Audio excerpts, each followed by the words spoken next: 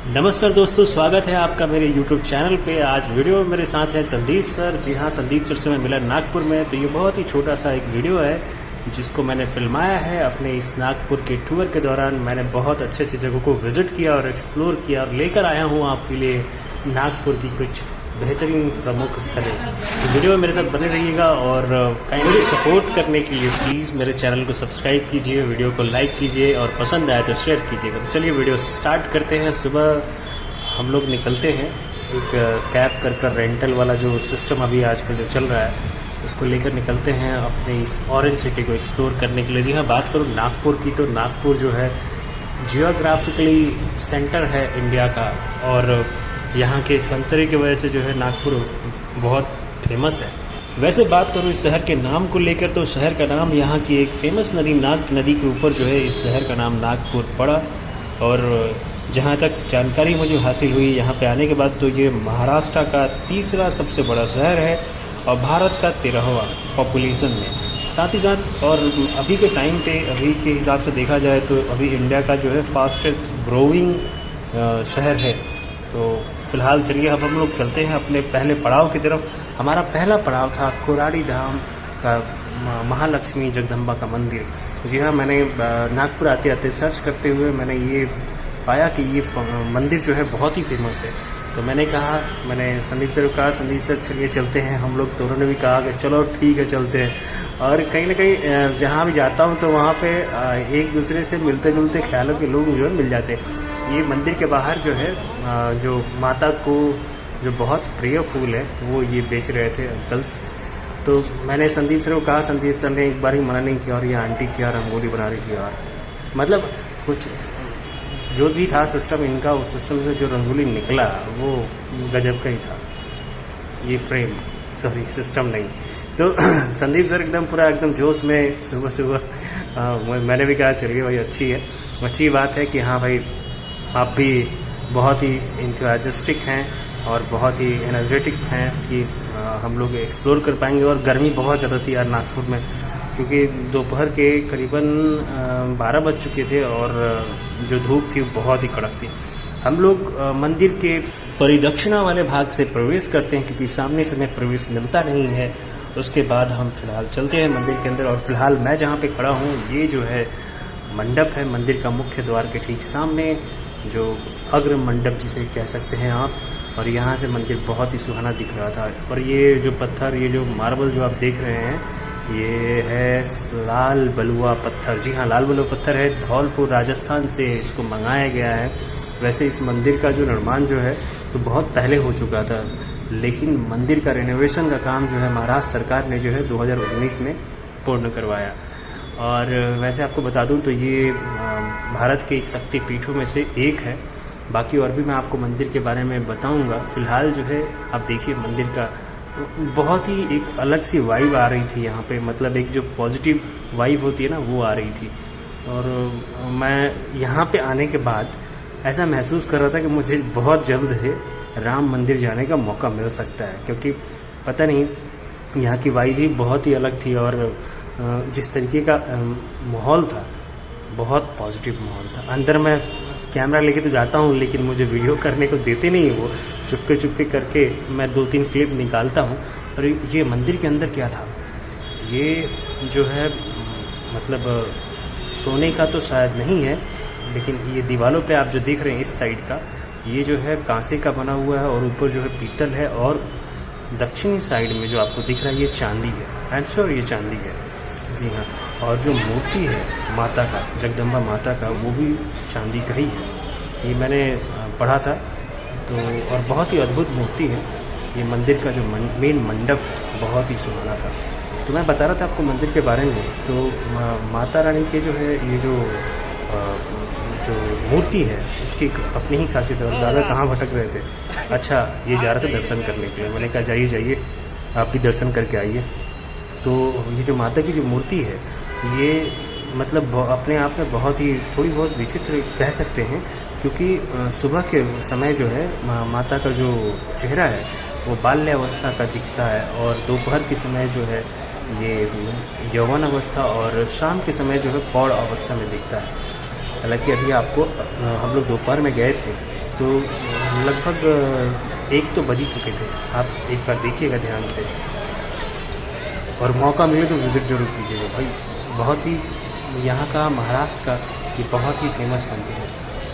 यहाँ बड़े बड़े पॉलिटिकल लीडर भी विज़िट कर चुके हैं। बहुत ही सुहाना था यार।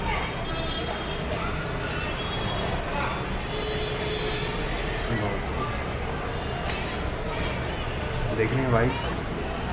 तो फिलहाल जो है दर्शन तो हो गए थे, और ये कितना बड़ा कलश रखा हुआ था यार मंदिर के अंदर। और ये भक्त लोग सब मंडप में बैठकर शायद आरती वगैरह या फिर कुछ होने वाला था उसके लिए। और ये संदीप सर को ये मंदिर के ट्रस्ट जो थे, जिनका खुद का यूट्यूब चैनल है, तो ये ट्रस्ट वाले लोग थे, तो ये बोले कि संदीप सर आप थोड़ा कुछ बाइट दे दीजिए। ये पूछ रहे हैं कि आप कहाँ से आए हैं, कैसे जाने हैं मंदिर के बारे में, और तो ये उनको आंसर करते हैं। ये सब करने के बाद हमें लग गई थी भूख, तो संदीप सर कहते हैं खाना। तो मैंने कहा खाना खाना है, लेकिन यहाँ पे मिलता है प्रसाद, जो भोग में चढ़ाया जाता है बिना अदरक लहसुन प्याज के। बहुत ही सात्विक खाना होता है। और ये बच्ची क्या कर रही थी, अच्छा ये नंदी बाबा को जो है अपने विश यानी मनोकामनाएं बता रही थी, और ये जाकर शिव जी को बताएंगे। तो ऐसी मान्यता है, और ऐसा बहुत जगहों पे होता है। चलो ऑल द बेस्ट बच्ची, तुम्हारी मनोकामना पूर्ण हो तो थास्तु। चलिए तो हम लोग चलते हैं कैंटीन की तरफ, जहां हमें मिलने वाला था महाप्रसादम। और यहाँ तो यार भीड़ बहुत ज़्यादा थी, हमें बहुत वेट करना पड़ गया। करीबन 30 से 40 मिनट में वेट करना पड़ गया। संदीप सर बेचारे थक के बैठ चुके थे, कुछ काम था नहीं, तो मोबाइल से पता नहीं अपने वीडियोज़ वगैरह देख रहे थे। इतने सारे लोग आ चुके थे। और अंदर की तरफ जाते हैं तो बहुत ही अच्छा माहौल था, पूरा साफ़ सफाई रखा गया था, और हर वो चीज़ का जो है ये लोग पूरा ध्यान रख रहे थे। पूरा सादा खाना था, मतलब मसाले से लेकर हर वो चीज़ जो है ना वो बिल्कुल ही कम था, बहुत ही लोएस्ट। ना आपको तीखा ज़्यादा, ना मसाले ज़्यादा, बहुत ही सादा खाना था, जो मुझे वाकई में बहुत पसंद आया। और इसमें थी एक स्पेशल हलवा था शायद, हाँ जी हलवा था, जो जिसका टेस्ट बहुत ही बेहतरीन था, शुद्ध देसी घी में बनाया हुआ था। तो ये था, एक पराठा दिया गया था, और थोड़े चावल, और बाकी हलवा और सब्जी। तो दर्शन और खाना खाने के बाद हम लोग फिर से मंदिर के उसी साइड परिदक्षिणा वाले भाग से निकलते हैं, और निकलकर बाहर की तरफ जाते हैं, क्योंकि हमने फिर दूसरे जगह को प्लान किया हुआ था। वो भी बहुत ही बेहतरीन था, जो हमारा प्लान था नेक्स्ट जगह के लिए। तो ये जो ड्राइवर साहब थे उनको हम लोग पूछे, तो वो बोले कि ठीक है चलो मैं आपको दूसरी जगह लेके चलता हूँ, बहुत ही बेहतरीन है।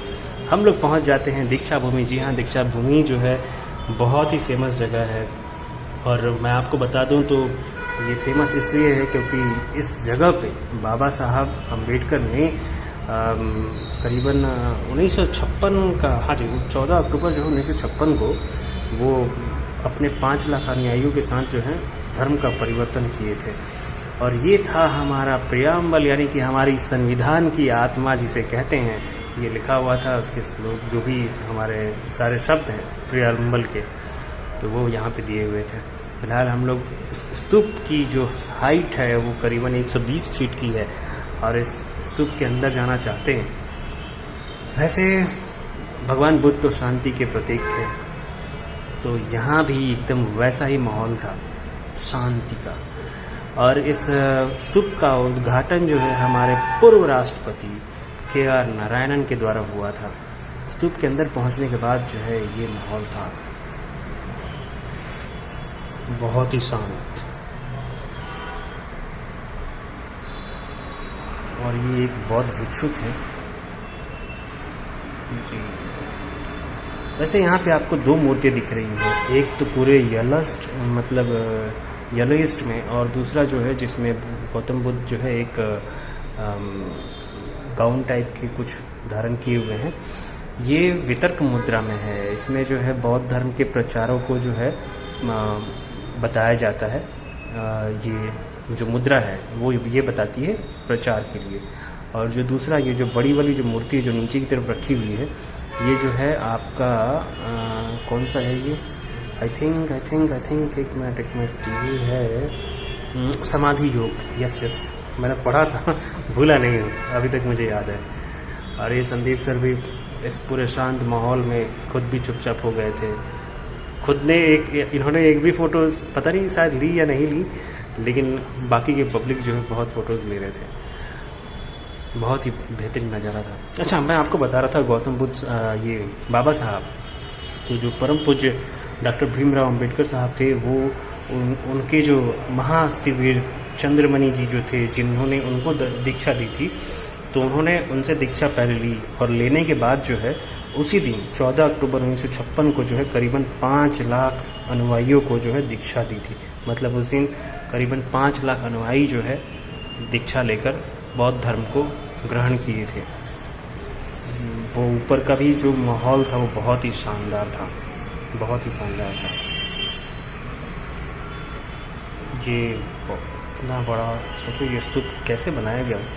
आर्किटेक्ट है, जो बनाने वाले होंगे उनको पता होगा कि कैसे बनता है।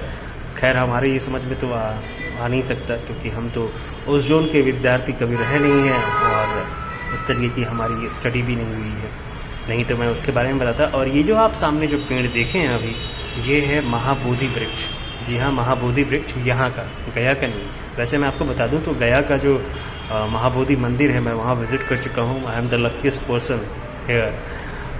तो और ये महाबोधि वृक्ष के जस्ट पीछे जो है एक कॉलेज दिख रहा है, जो कि अंबेडकर कॉलेज था, और ये भी बहुत ही फेमस है, बहुत ही फेमस है। अच्छा, एक और चीज़ मैं आपको बता दूँ, ये जो पेड़ जो है ना, अच्छा ये आते आते जो है ये अंकल जो है बहुत ही सुनहरे मराठी लैंग्वेज में जो है कुछ गुनगुना रहे थे, बहुत ही अच्छा लगा। तो मैं उस पेड़ की बात कर रहा था, महाबोधि वृक्ष की। उसको सपोर्ट दिया गया है क्योंकि ताकि उसकी टहनियाँ जो है बची रहें, हवाओं या तूफ़ानों से टूटे नहीं। फिलहाल ये अंकल माहौल बना रहे थे वहाँ पे, तो बहुत ही बेहतरीन अंकल।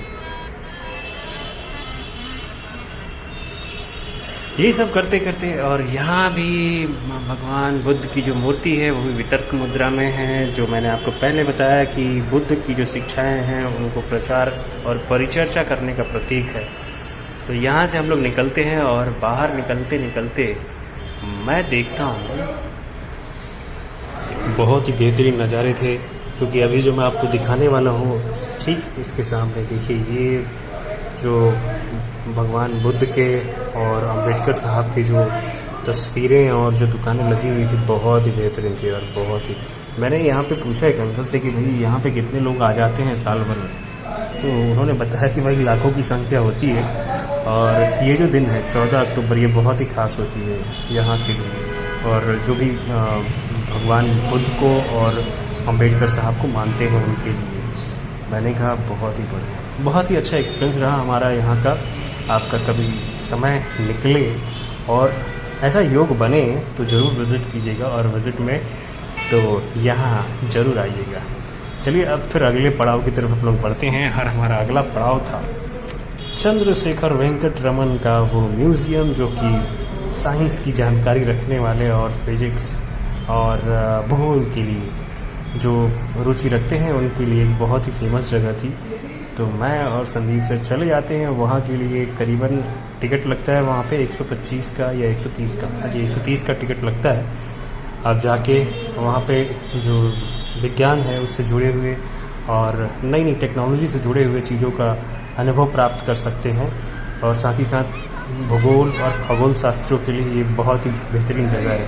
तो संदीप सर जो है वो फ़िलहाल एक्साइटेड नहीं थे, क्योंकि वो कलकत्ता के विक्टोरिया नहीं है, बिरला प्लानेटेरियम का ऑलरेडी जो है दर्शन कर चुके थे, और मैं भी कर चुका था। तो बट फिर भी मैंने कहा कि यहाँ पे मिल गया ही हमें टिकट के अंदर वो पैकेज मिला हुआ है, तो एक बार प्लानेटोरियम को भी देख लेते हैं। और फिलहाल जो है यहाँ पे जो नई टेक्नोलॉजी, ये जो मशीन थी ये आपका जेस्चर बता रही थी, और यहाँ पे जो है सामने 3D में कुछ लगा हुआ था जिसमें ये लोग खड़े हुए हैं, और सामने जो है एक लेक है, और उसमें से डॉल्फिन जो है वो निकल कर उनके ऊपर आती है। बच्चे जो है पैरों से मारे थे। Oh my God, astronaut, very nice, बहुत अच्छे अंकल जी। शायद अंकल जी कभी कभी सपना रहा हो एस्ट्रोनॉट बनने का, लेकिन हो नहीं पाया, तो ये तस्वीर बहुत अच्छी बात। और ये मेरे को संदीप सर भेज दी, वही तुम जाके खड़ा हो वहाँ पे। मैंने देखो ये क्या 158 kg, अच्छा वो जुपिटर पे मेरा वेट था 158 kg, हालांकि रियल में नहीं है, तो हम लोग चलते हैं तारामंडल के अंदर। और तारामंडल उतना कुछ खास नहीं था यार, मज़ा तो नहीं आया, लेकिन फिर भी टाइम पास कर ही रहे थे। तब तक देखते देखते जो है मुझे आ गई नींद, क्योंकि इतना बोर तो मैं कभी नहीं हुआ था तारामंडल में जाने के बाद भी। जी हाँ, खैर कोई नहीं, कैसे यहाँ से निकलते हैं हम लोग। और निकल के जो हमारा जो अगला शो था वो बहुत ही बेहतरीन एक्सपीरियंस था हमारे लिए, क्योंकि वो एक 3D शो था और एक अत्याधुनिक टेक्नोलॉजी से दिखाया जाने वाला था।